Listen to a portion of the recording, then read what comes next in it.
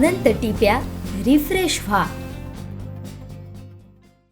वैभववाडीत भाजपनं ठाकरे शिवसेनेला जोरदार धक्का दिलाय। सरपंच उपसरपंचांसह तालुक्यातील 6 ग्रामपंचायत सदस्य भाजपात प्रवेश केलाय। मंत्री नितेश राणेंच्या उपस्थितीत भाजपचं कमळ हाती घेतलंय।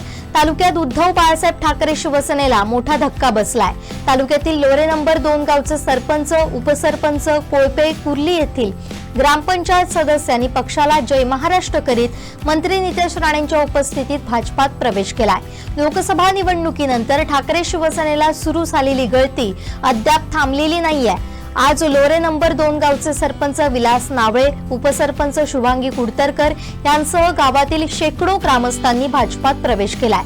तसेच कोळपे ग्रामपंचायतीच्या सदस्यांसह दिलीप कांबळे, शुभांगी कांबळे, रजिया सरदार ठाणगे, लोरे नंबर 2 गावचे सोसायटी संचालक सुभाष कुडतरकर, ग्रामपंचायत सदस्य संगीता कदम, ग्रामपंचायत सदस्य सुरेखा शिवगण, युवासेना उपतालुका प्रमुख गुरुराज डोंगरे, युवासेना शाखा प्रमुख प्रतीक मोरे, बूथ प्रमुख महेंद्र राणम, माजी शाखा प्रमुख दिलीप मांजलकर, युवासेना शाखा प्रमुख चंद्रकांत नावळे, संचालक किशोर धावरे, संचालक विनोद परवडे, संचालक प्रकाश गोरुले, कुर्ली ग्रामपंचायत सदस्य योगेश कदम यांच्यासह गावातील ठाकरे शिवसेनेच्या कार्यकर्त्यांनी भाजपात प्रवेश केलाय। ठाकरे शिवसेनेला लोरे जिल्हा परिषद मतदारसंघात मोठा धक्का बसलाय।